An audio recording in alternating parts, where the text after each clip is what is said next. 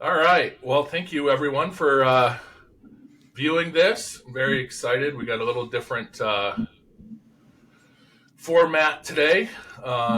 We typically, with these customer spotlights, we highlight our customers' businesses and talk about the industry and things like that. We're going to do a little of that, but this is a very different spin that I'm excited about. With us, we have Lars Hektor from Scandcut, and Lars is what I would say is very skilled and passionate. Always a great combination in shop marketing. So we're going to dive into and discuss. I won't say all things because there's too many to get to, probably in a whole day's discussion even. So, but we're going to get into some things, shop marketing and his feelings, and it should be an exciting one. So, Lars, thank you very much. Tell us a little bit about Scandcut. What are you guys all about? Well, from the beginning, really, we are a company within the sign industry. We are a sign factory, basically. Yeah. That makes us have a number of cutting machines. We have fiber laser cutting, we have water cutting, we have CO2 laser cutting, we have large format routing, and so on. And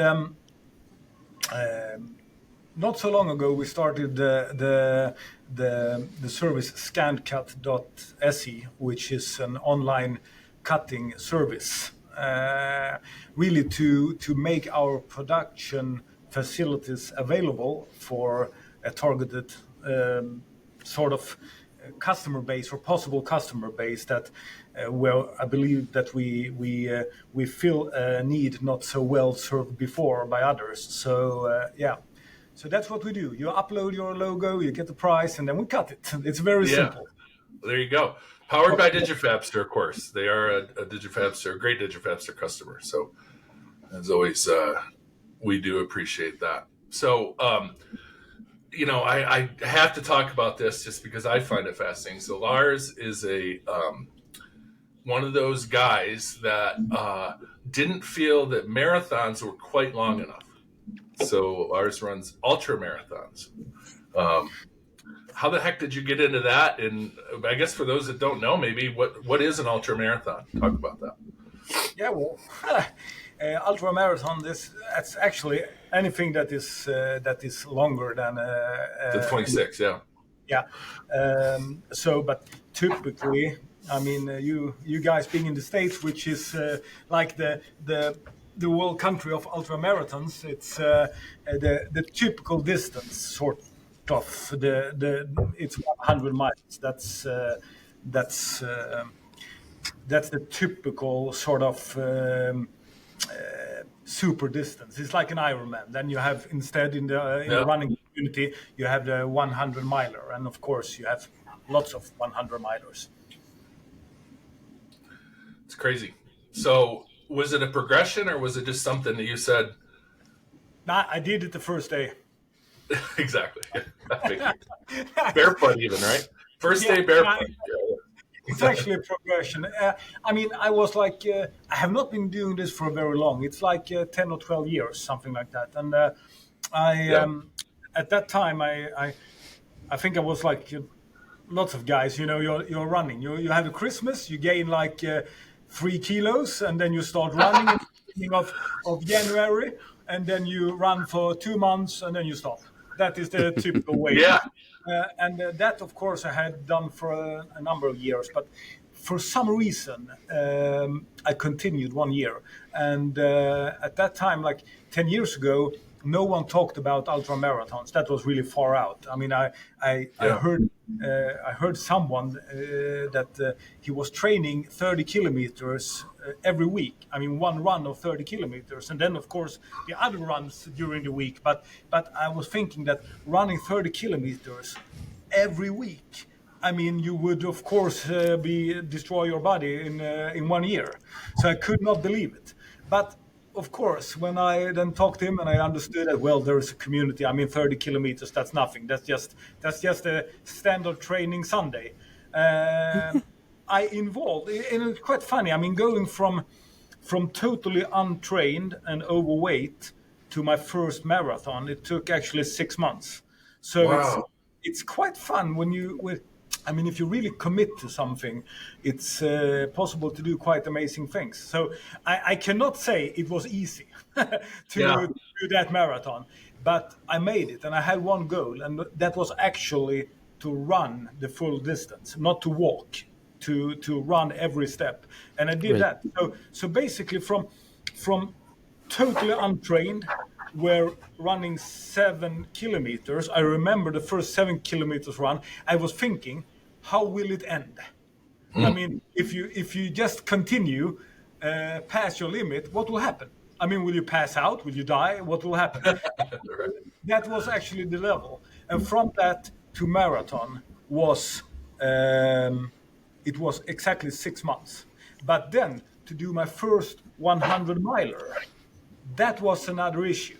That was like another 5 years before I was trained up to that level. So yeah, Crazy. It's a journey. It's a journey for sure. For yeah. sure.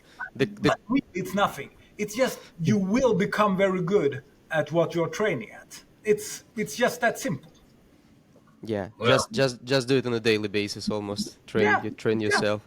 The closest that I did was the Tough Mudder, like 10 miles with obstacles. I get yeah, nothing close to like ultra marathon, of course, but less boring to me. So yeah. yeah. And the thing is that, not to talk the whole evening about running, but still, it's a lot of guys say to me that, oh, well, I'm only running 10 kilometers. And then I say, poof, that's really a terrible distance. Because the problem is that you go very fast. I mean, we are ultra runners. We go very far for a very long time, but we go at a slow pace. So it's like we just keep on grinding and it just keeps on. But I Yeah. mean, going 10 kilometers, that's another issue because then you're really running at the lactate threshold the whole time. I mean, that is pain. That is real pain. So yeah, you can never say what is hard. It's really depending on who you are, what you're training for, Yeah. and so on. Exactly. yeah. Well, that's a great segue. We are training to become great marketers here in this call. So you see, look at that. That's a little bit harder though. Yeah, oh man. That's There's not training. yeah. Well, anytime you're involved in human emotions, right, or human feelings, it always gets a little harder. So, Yeah. yeah. So we were talking previously, and you mentioned marketing is not advertising. Very much confused by people who are, should I say, just getting started or taking on marketing as a discipline is part of their day job that they normally, picture an engineer at a job shop, right, that is taking on the marketing role, thinks that it's advertising. Yeah. You were very clear in saying it's not that. Explain what you mean. Like, what's that mean to you when you said that? Yeah, I mean I would say that it's a very normal misconception that you Yeah. believe that marketing is the same as advertising. I mean, advertising is one part of marketing, but just a very, very small part. Of course, I mean, it's like it's easy for me to say I have been working my whole life with companies and sales and marketing and so on. So someone would easily say that I just say this because I'm a marketing guy. But the thing is that in many companies, typically you have the organization, you have production, you have marketing, you might even actually have sales on the same level and so on.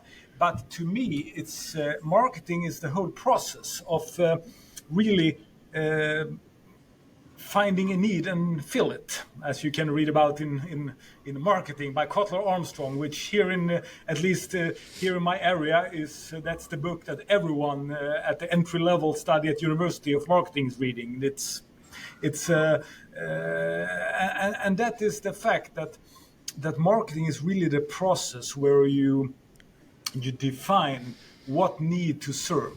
I mean, your whole business idea, and in towards what segment of the market and how you position yourself, so that ideally, I would say that if the customer comes to know about your business, they have no choice but buying. That would really be the ultimate success, of course. If you can have a business idea and you have chosen to serve a need, that is that strong, and you serve it in such a good way that if you can only communicate that fact to the customer, they do not have a choice. They have to buy. Yeah. Then you have quite good marketing, I would say. So yeah, marketing Great. is the process of why you even have a company, why you're going to be in business in 2 years, why you're going to be in business in 5 years. It's all about marketing. Yeah. Yeah. So when you say they don't have any choice to buy, does that just mean that, you've spoke to them so directly in identifying their needs and how you address those that they're like, it's almost like finding in a personal level, a soulmate, right? Or, someone that addresses everything so perfectly that they have no choice to buy. Is that what you're saying there? Yeah, but I mean, to really speak out. I mean, it's not. I don't think it's very hard selling heroin to an addict. Yeah. And in a way, even though it's a strange way to compare it, but still, I mean, if you have a product where the need is strong enough, and you can make that product available to that customer, and the customer is aware of the fact that you have it available, then they have no need. They will buy it. And I mean, Yeah. it's very simple. I mean, there's really no this old thing about the salesman is chasing the potential customer. I mean, that's old business. It's like if you can just connect the right product with the right need, the business will do itself. And that is really the way it has always been. It's just that it's so much clearer now. Yeah, well, and so talk about that evolution. It's so much clearer now. How do you feel that has evolved back from the days of, the briefcase carrying salesperson with talk about that evolution a bit.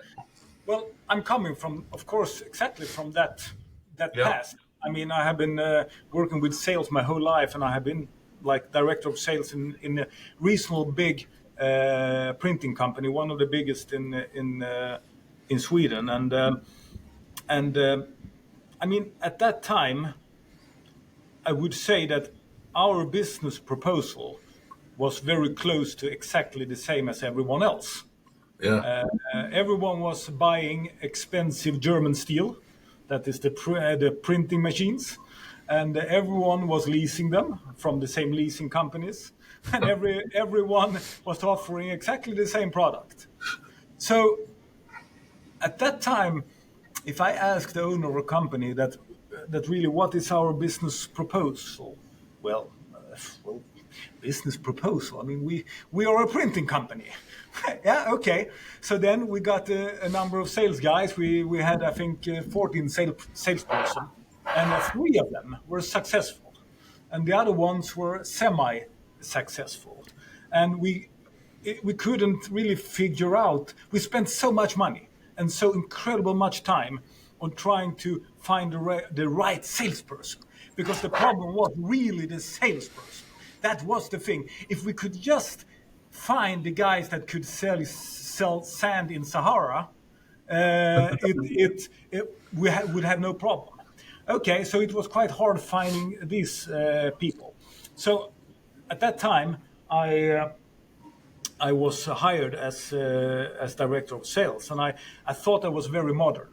So I started this really, really aggressive sales force management, doing all the tricks by the book, dividing the market into segments, looking at how far we have come in the sales process. Are we only talking to the top companies where we sell 90% of their what they need? Because that's very easy for a salesman to talk to them, because we must be an idol for them. That is easy. We could also be here we are an extremely big company talking to the really small persons. Well, then they feel that, amazing, a salesman from this company comes to visit us. That is amazing. But can it give any sales? Nah, really not, because there's no potential. And I did all the tools of the trade in Salesforce management. And did you know how much the gain was from that fantastic campaign? 3%. Nothing.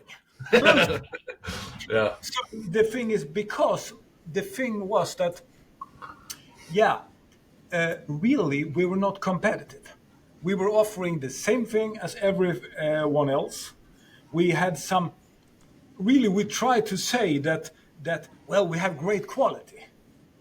That is very, I mean, here in Sweden, Germany, and around, we are so happy about saying, talking about our fantastic quality. But really, does the customer want to pay extra because you are selling a working product?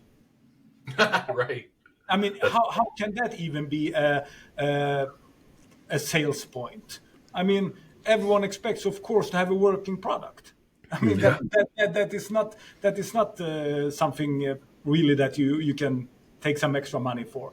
So the whole thing was that we were doing the same thing as everyone else. And I think that in business to business segment, that is still very, very common. That, of course, now I'm pushing it a little bit, of course, just to make it very clear. But I think that in a great many company, you don't think so much about being unique, because you have a feeling that how can we be unique? I mean, we are a steel company. How can we be unique? But, well, the thing is that either you find a way to be unique, or you will go out of business. That's just how it will go in the long run. So I think that has changed a lot with internet too. It has for sure in the consumer market changed a lot. Everyone knows about that. And the next thing is, of course, the same thing will happen within the business to business segment. Yeah. It's just the natural way it will go. So yeah. Yeah, I agree. And I think, gosh, if you even had to narrow it down further, B2B manufacturing is even lagging far behind that, right? I mean, we're in the industry of obviously, introducing e-commerce, right, into a lot of companies. And you mentioned it very early on, availability. If you have a great product that's different, it does checks all the boxes as far as addressing the needs of the customer, and it's available.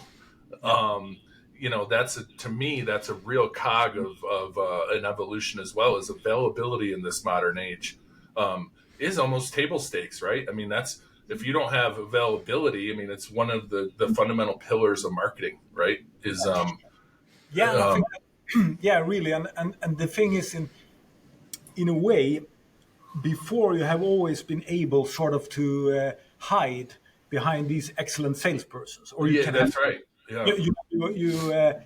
Because let's face it, of course, before and still, of course, you can still connect on a personal level, of course. Yeah, If you of have course. a good salesperson, they can, of course, overcome the fact that you're maybe not super competitive. Of course, then that customer, in their decision process of buying, in that they will take in the fact that they like the personal contact.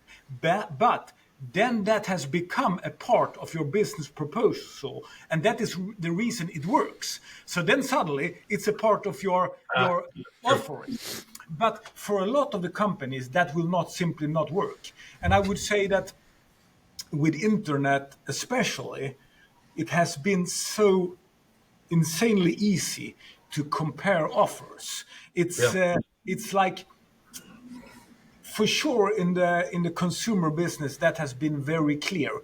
You cannot hide behind a non-existing business proposal, because the availability of products and services online, there is such a abundance, and it's so easy to find alternatives. It's so easy to check out if a company is good.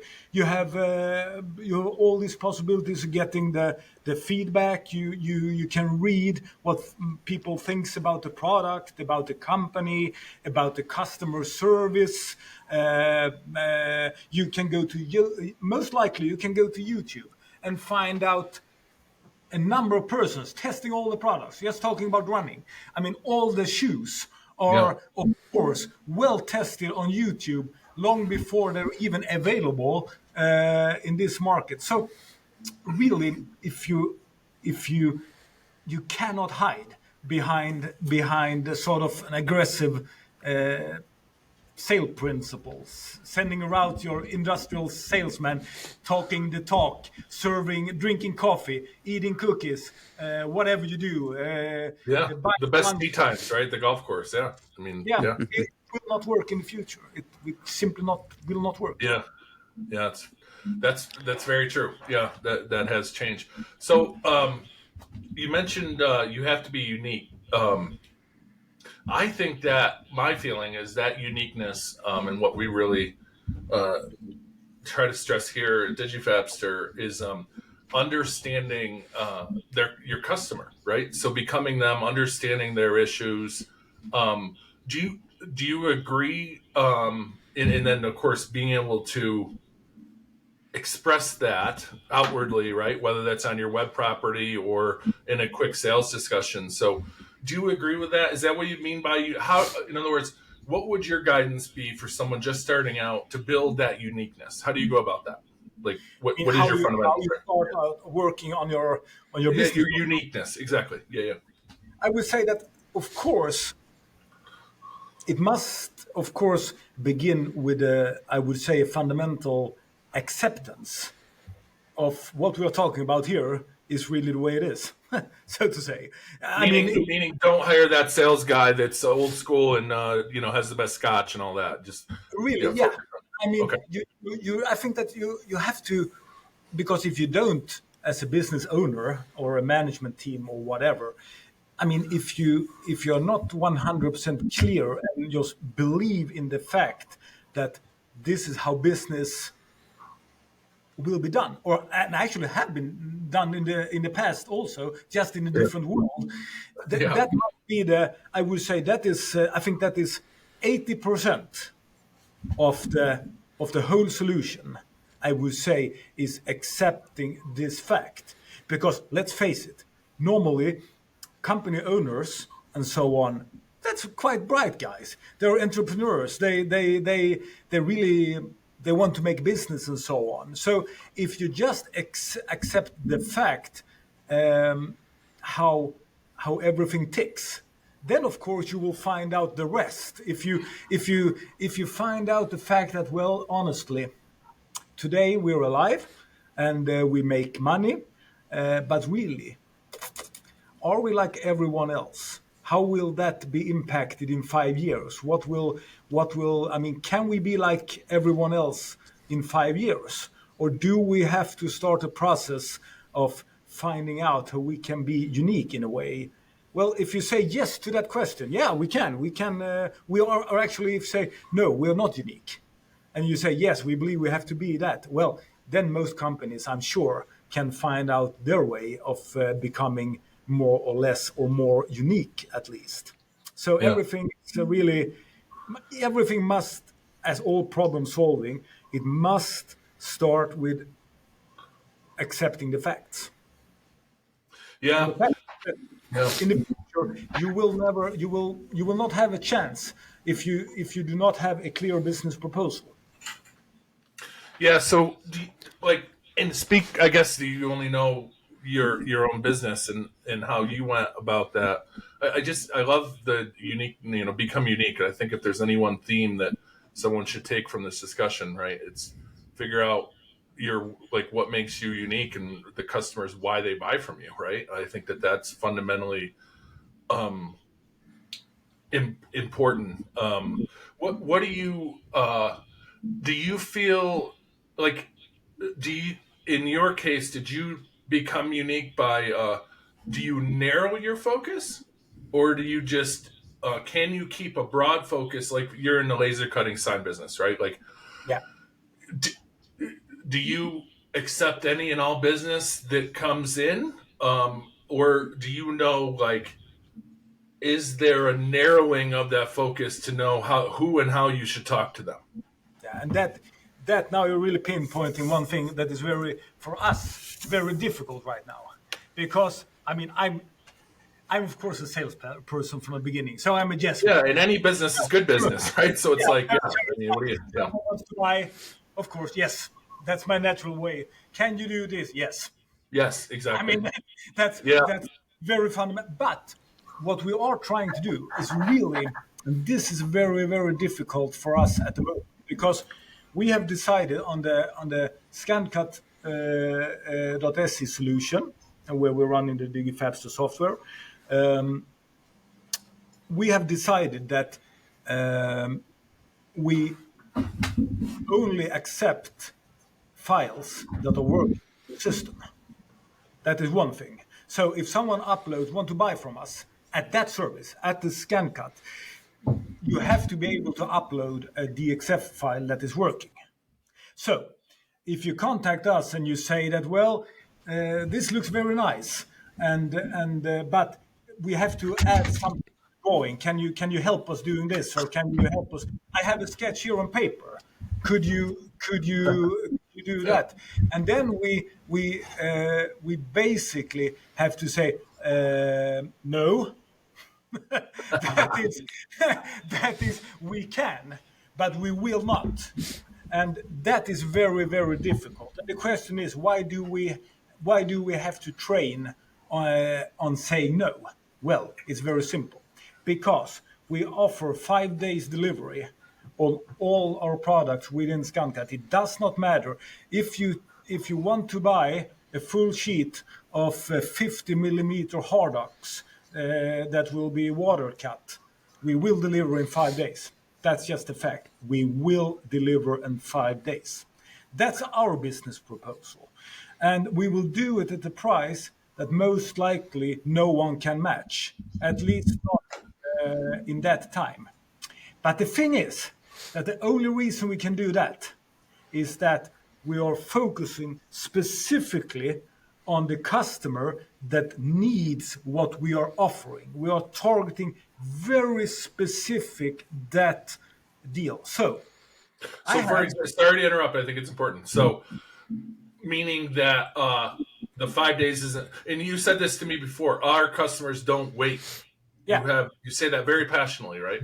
So, meaning like that is your customer, someone who's like, I need this in 5 days or less.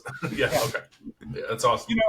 we just had a request. This is actually a live case. We had a request the other day for actually 1,000 units Yeah. of cutting steel plates, about 1 by 1 foot, in I believe it was 35 millimeters steel. And the thing was that should also be galvanized to a certain level. It should have some tolerances that were very specific, and so on. It was very, very hard saying that, I'm sorry, this is not the right job for us.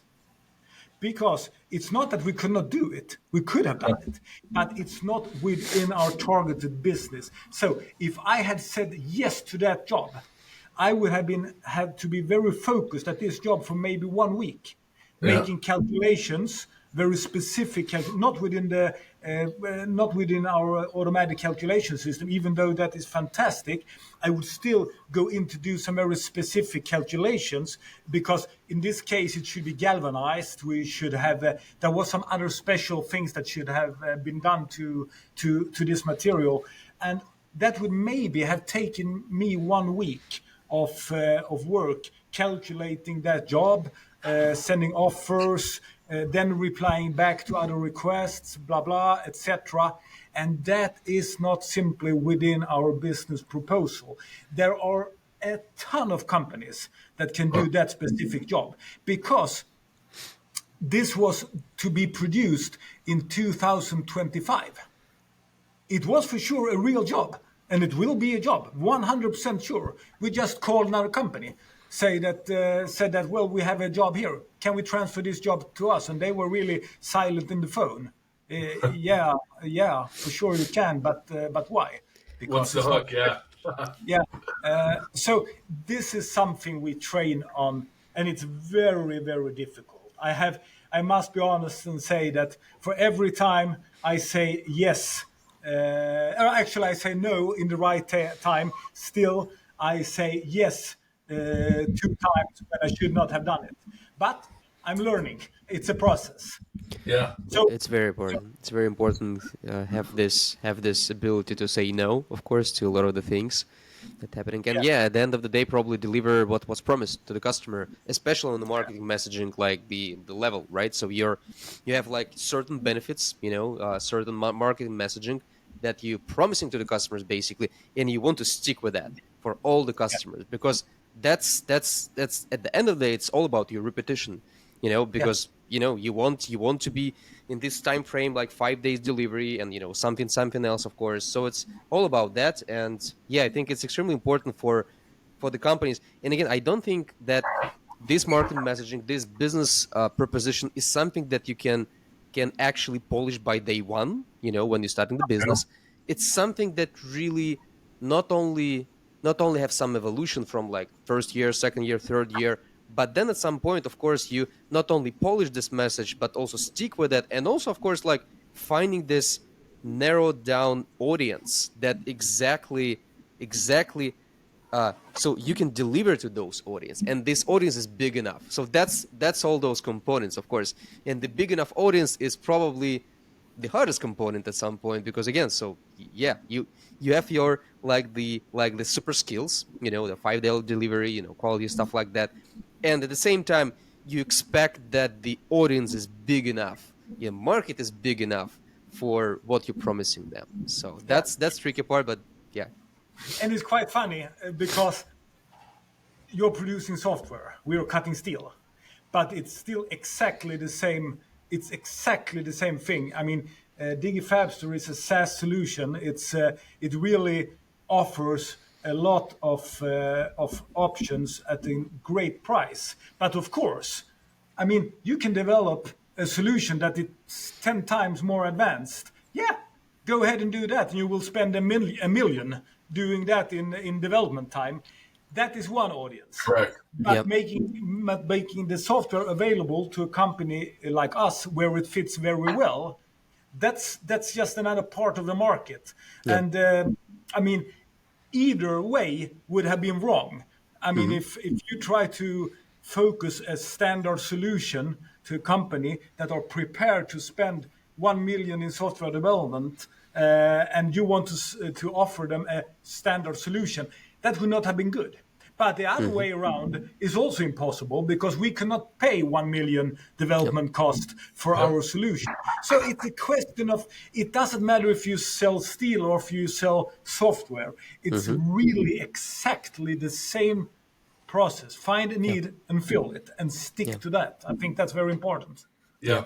Yeah, you're exactly right. And that's exactly what I was going to say. Like with us, it's the question of development time. And it's all resource limited, right? We're almost regardless of the size or type of company that you are. So you have to make and address those, in your case, or, a machine shop in general, are going to invest in a different machine or a different skill portion of their labor? Like, do they need to hire someone different to address this market? Like, there's so many things to look at if you're going to be, and it goes back to how we started this call, right? If you're going to be unique and proficient and all those things, you got to go all in, kind of, right? So it's like, you can't, in our case, like with injection molding, you can't just half-ass that, because and you saw it with 2D cutting, right, Lars? Like in every industry or for every customer, there's unique challenges that if your solution doesn't address those, you're going to get your butt kicked anyways. So you have to decide yes or no. Yeah. Yeah, and it's really hard. I mean, to say no is very, very difficult. And of course, it sounds maybe like I'm saying that if you learn to say no, then everything will be fine. No, of course that's not the case. But I think it's so important. And the reason I talk so much about it is that I'm exactly in that process now. Is that you have to think about the alternative cost. If I'm serving the wrong need, then I will do it less good, and I will spend time preventing me from doing what I could have been best at. And Yeah. that is really, really, it's 100%. difficult, but it's so important. Yeah. Yeah, that's great. Okay, so we've talked about messaging, positioning, knowing your customer, all those fundamental things. Let's talk a little bit about channels. So,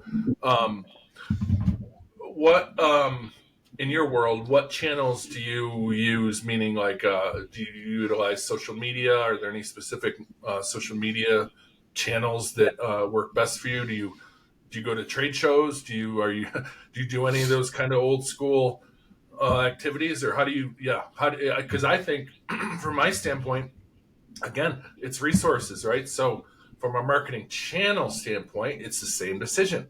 As a marketer, I have to say no to some things, right? Because they don't return ROI. Our ideal customer that we just talked about that, right?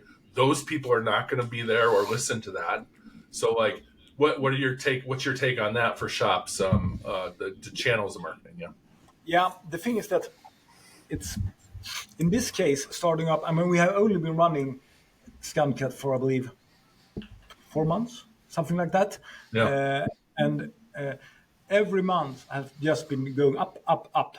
Nice. But the thing is that I have been working a lot in our other businesses. I mean, we have other online companies, so we are actually services. So we have been online for the last 10 years. So we have e-commerce in Sweden, Denmark, Norway, Finland, and Germany.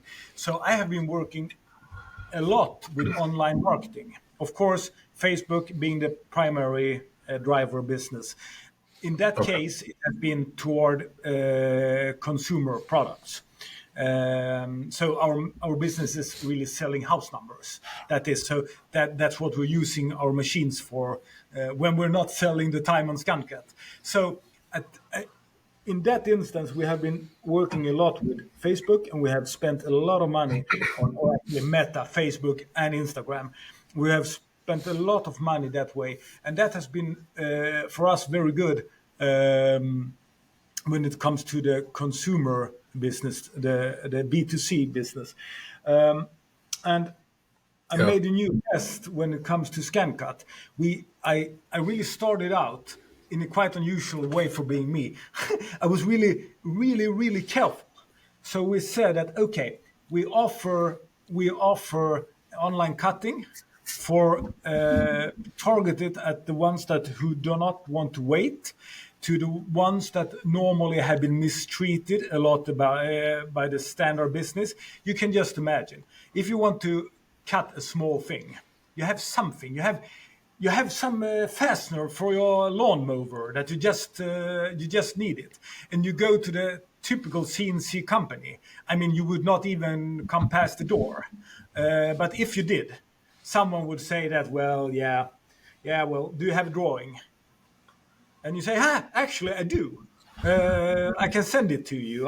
You send it on the phone. And he says, yeah, well, I will take a look at it. And, the first 3 weeks will pass. And then you contact them and they say, I'm so sorry. I have not even been able to look at it, with a little smug tone. We have more important business than you. Well, eventually they say that, we can do it. But that's just to get rid of you. And so you will have to pay insanely much. And then you're waiting for the production, and they say that, well, now you have to realize we're fully booked. So it will take 4 weeks at least before we can cut your little lawnmower thing. That person. That was the one we were targeting. So I was thinking, who could be using a lot of these small parts and having this need and constantly have been mistreated? Well, I was thinking the racing community, like racing, the 25-year-old kid, unfortunately, I have to say that, being 50, 1 foot in the grave. The thing is that I was thinking that the ones having some tuned cars, and they're fixing their cars and they do things, they must have a constant problem, because they want to have small parts cut. They're just a pest for the local cutting company, and still they might actually be becoming engineers, so they can do their cutting files. So we started out just working with one forum, just a Swedish forum for the ones having their favorite hobby was to tune cars. That was just the first test, and Yeah. it just bam went like that. I mean, we were immediately featured by the owner of the whole website. They featured us as a new fantastic product. I was getting involved, starting an account, being very upfront by, hey, I'm Scandcut. So, but we were communicating with the community, just basically in that forum all the time. And the thing is, what was that very soon we could see the uploads. It was quite amazing. Like every day we got uploads to the system, and not one. We got maybe 10, 20 uploads of files. And then suddenly the orders started to come in. And now, of course, we have started to broaden that the audience, but still connecting to what you said, finding the right audience. Yeah, if you have a very precise business proposal, included in that should, of course, be who is your customer, and then Yeah. it's very easy to find out. Okay, where do I reach these customers? So, therefore, in general, do we do Facebook now? Yes, we do Facebook also for Scandcut, but now very limited. Normally, as you might know these days, with the AI on the Meta platform, normally there is no point in making very narrow audiences, because the AI is so good that you can never outsmart the AI. That happened about 2 years ago. I could clearly see that in our advertising. But in this case, we have such a specific small targeted market. So I really, really at this time target very specific interests on Facebook, and So is that is that? work. Did you learn from the? Is it that automotive focus? Yeah, Yeah. So but now talking with farmers also. We have farmers, and I don't yeah, want everything away, but we have like farmers, because that is the they always same thing. break stuff. Yeah. Yeah. Because today, a farmer, that's really a super high tech company. Oh It's yeah, for sure. so a lot of the farmers can easily do a Huh. DXF mill, and the thing is that they break things all the time, Oh, and they constant. Yeah. they need parts tomorrow. They Yeah. will Yeah. Yeah. not wait. So they are smack in the middle of our business proposal. That's awesome. Yeah. So and I think the lesson here, right, is with that forum. Did you when you first joined or first started posting, was it a fact finding? Like, did you try to find out what these folks needed, or do you have enough of a background that you knew what they needed? Like, how did?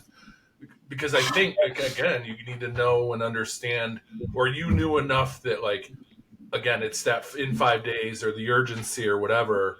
Like, how did you? It's messaging and positioning within that forum. How did you? How did that go? How did that progress? You mean how I knew that? Yeah, yeah. Did you ask them, or did you come in with a knowledge base of how the hell to do it?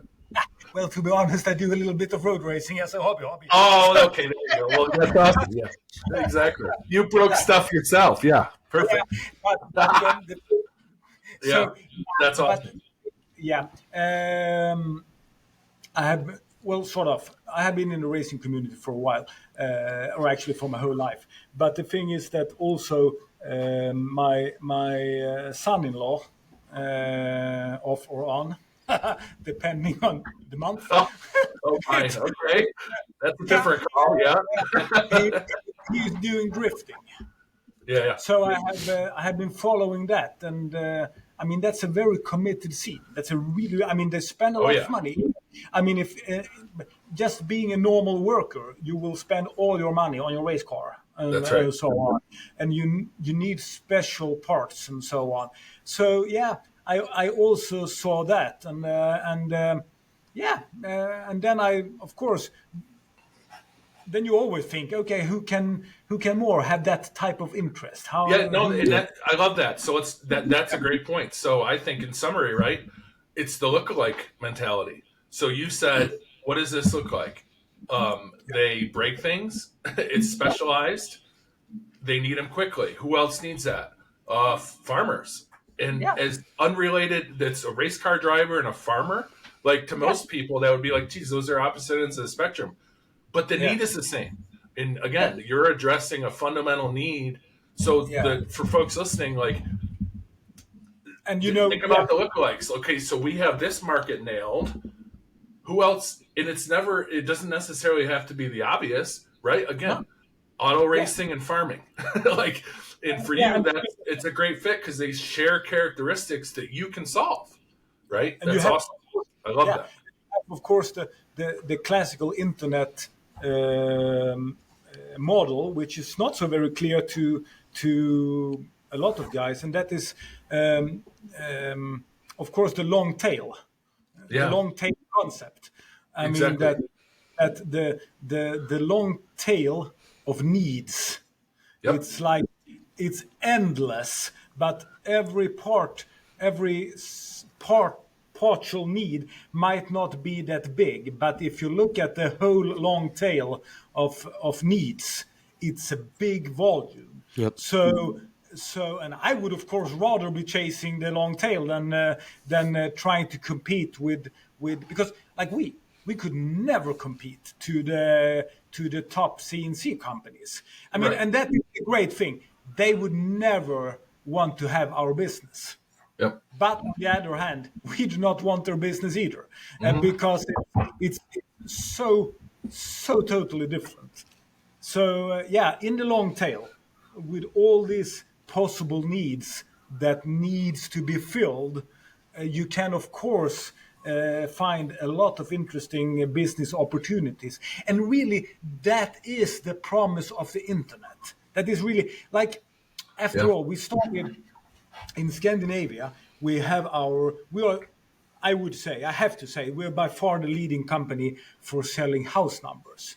And it's quite Huh. amazing. I mean, how can you even have a company having water cutting, fiber laser cutting, CO2 cutting, large format CNC milling, powder coating, wet painting for making house numbers? I mean, that sounds totally crazy in a way, but I mean it's possible due to internet, because if you attend to all the persons that really want to have the nicest house number on the street, a nice big Yeah. acrylic house number backlighted with LED lighting, in your own font and size, and It doesn't look like their neighbors, right? yeah, Yeah. the reason you want it is actually not because someone should find your house. It's actually that you want to have a nicer house number than your neighbors. Yep. I Exactly. mean, Yeah. the thing is that due to internet and to the long tail Yeah. concept,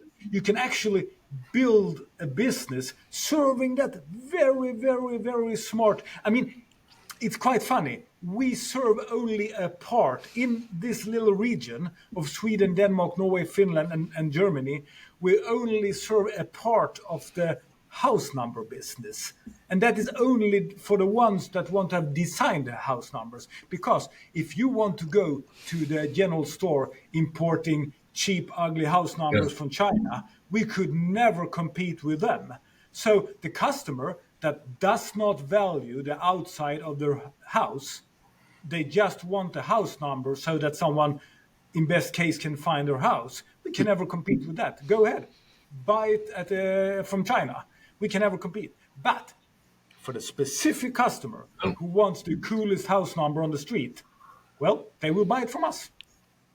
Awesome. I love that. Yeah.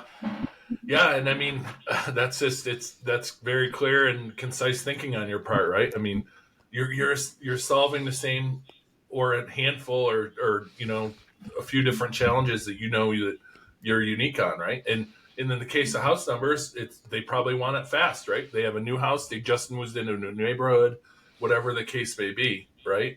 They did a big remodel, and this is part of it, so they Yeah. want it fast, they want Yeah, it custom. okay. Yeah. Yeah, in that case, the speed is not the important thing, Not as which is important. Yeah. which is quite funny for the discussion to divide it. Yep. Yeah. In Scandcut, it's about being heard, have a Custom. fast Yeah. service, having a fast price, and having a fast delivery. But in our house number business, it's about being unique. Okay. It's not that we are going to be unique. It's like our The customers. product is unique. Yeah. Huh. Yeah. So you can choose from like 75 millimeter height of house number to 1.2 meters. And you Yeah, can wow. even have your house number written in reverse in the house number and your family name.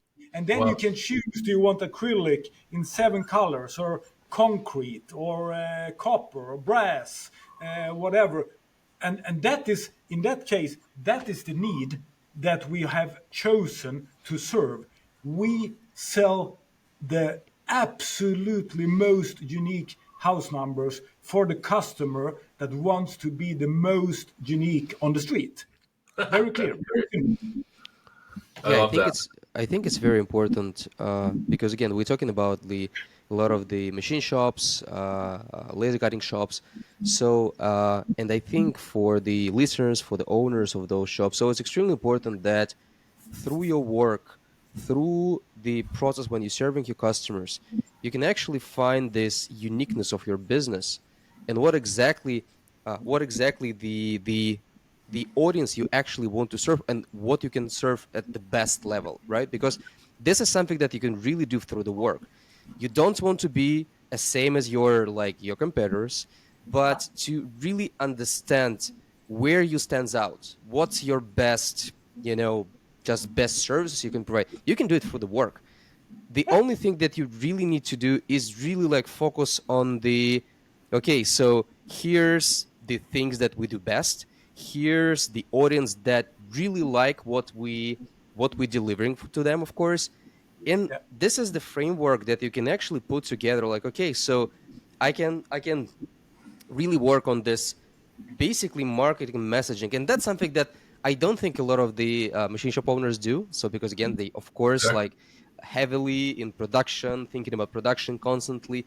But if you kind of just make one step back and just take a look on the whole thing, take a look on your customer audience, your customer base, your audience, your the services that you do, you can actually come up with a very very nice concept. What exactly your marketing messaging, who exactly you're serving, like what's this audience is. So that's important to just a step back, because it's possible. It's not something unique, like you need to have marketing degree to do that. It's all about just learn sort of the data that you already have based on the orders you fill, based on the customers you serve, just based on that, and then just put together very nice messaging around that. And yeah, Yeah. you can actually be very unique business for the customer. I think that's the exercise that anyone can do.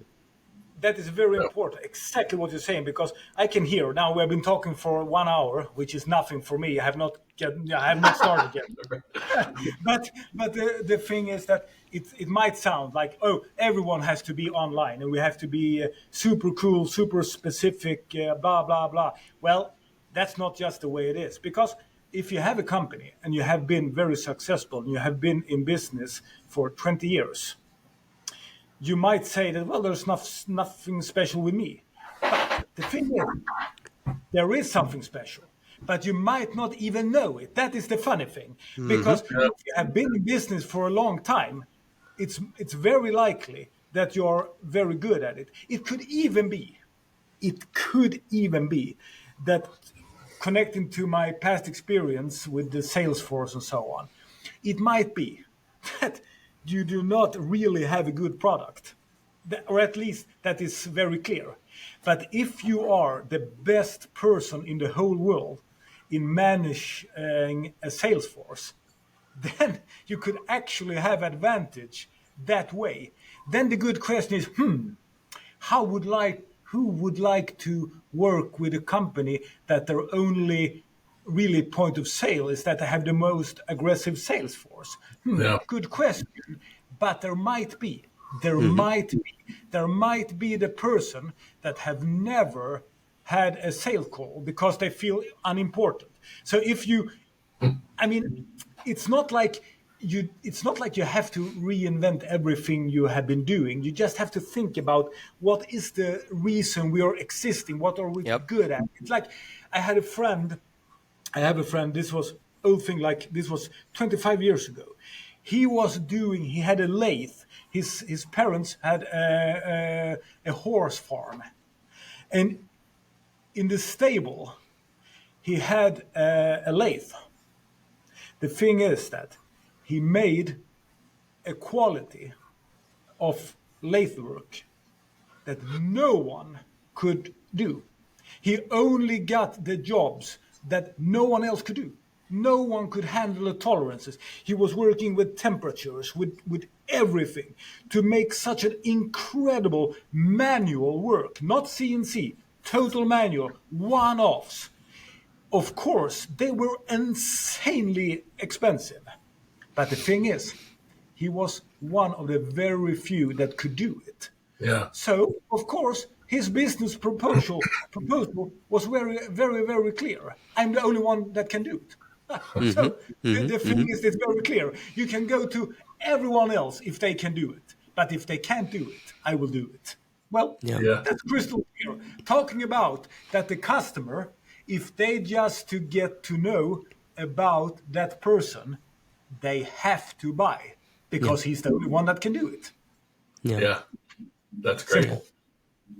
Yeah. So as you mentioned, we are uh, running on close to time here. So I wanted to leave with one kind of funny piece. So Lars, you mentioned you run a few different companies. You don't allow on-site sales calls from vendors. Yeah. What's up with that? I mean, yeah, why should we? Why should we I love pay? this. Why should we Yeah. pay an extra amount on top of what we're paying for a product for someone with most likely less skills than the in sales person in that same company are going to us to take up our time drinking most likely our coffee? I mean, it's just the past. Now, that's just a fact. And I have been saying this to so many salesperson that there is no sort of. It's like my purpose. No, today, I'm mostly contacted by online advertising salesperson. Yep. I think the same for you, Cons. I can Yep. imagine that you're contacted by a few. And really, for some reason, they want to talk to me. They do not want to mail me.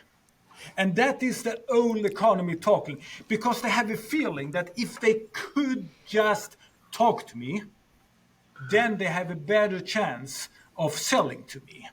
Well, they don't know how much I'm talking, so it wouldn't be.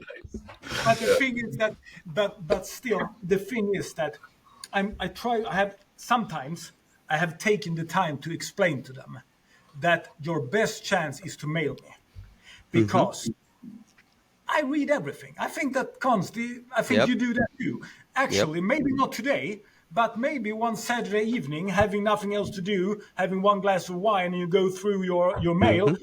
then you will read. Yeah. And if you do have a sound business proposal Yeah. that targets my need, I will buy.